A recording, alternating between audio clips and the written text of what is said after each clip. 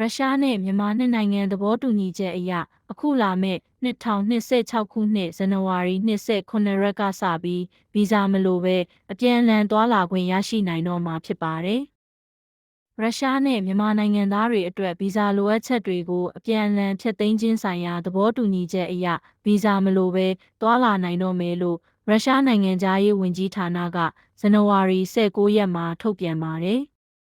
ဒီသဘောတူညီချက်ကို2025ခုနှစ်အောက်တိုဘာ25ရက်ကဘယ်လာရုစ်နိုင်ငံမစ်မြို့မှာရုရှားတာဝန်ရှိသူတွေနဲ့မြန်မာစစ်ကောင်စီတာဝန်ရှိသူတွေလက်မှတ်ရေးထိုးခဲ့ကြတာဖြစ်ပါတယ်။ဗီဇာလိုအပ်ချက်ဖျက်သိမ်းမှုသဘောတူညီချက်အရမြန်မာနိုင်ငံသားနဲ့ရုရှားနိုင်ငံသားတွေဟာနှစ်နိုင်ငံဖြတ်သန်းနေထိုင်ဖို့ဗီဇာမလိုပဲရက်30နေထိုင်ခွင့်ရမှာဖြစ်ပေမဲ့ပညာသင်ကြားခွင့်အမြဲတမ်းနေထိုင်ခွင့်နဲ့အလုပ်လုပ်ကိုင်ခွင့်တွေတော့ရရှိမှာဟုတ်ပါဘူး။ပြက္ခရိန်တစ်နှစ်အတွင်းရက်ပေါင်း60သာနေထိုင်ခွင့်ပြုထားပါတယ်။